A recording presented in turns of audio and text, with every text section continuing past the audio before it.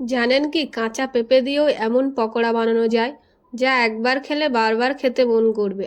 আজ দেখাবো একদম সহজ ও দারুণ স্বাদের কাঁচা পেঁপের পকোড়া রেসিপি। চলুন শুরু করি। প্রথমে পেঁপেটাকে ছাড়িয়ে পিস পিস করে কেটে ধুয়ে নিয়েছি।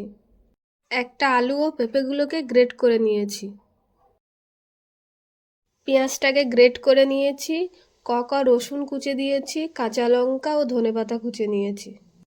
গ্রেট করা পেঁপে ও আলুর মধ্যে পেঁয়াজ কুচি দিয়ে দিলাম ও রসুন কুচি ও কাঁচা লঙ্কা কুচি।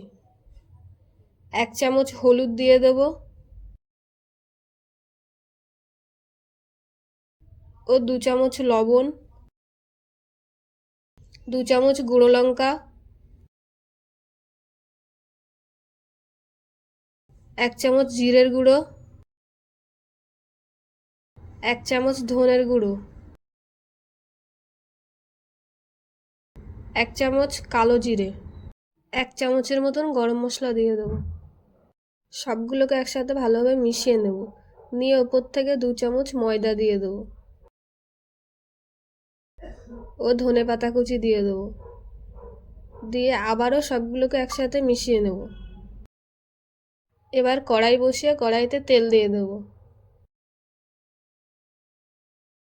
তেলটাকে কড়াইয়ের চারিপাশে ভালোভাবে লাগিয়ে নেব। তেলটা গরম হয়ে গেছে, এবারে বড়ার আকারে কেটে কেটে দিয়ে দেবো।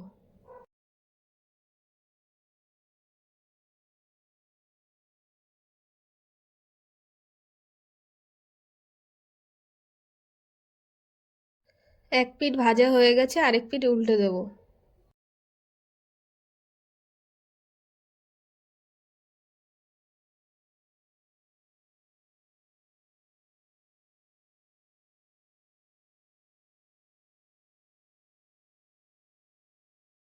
দেখুন কত সুন্দর দু পিঠই লাল লাল করে ভাজা হয়ে গেছে। এবারে তুলে নেব।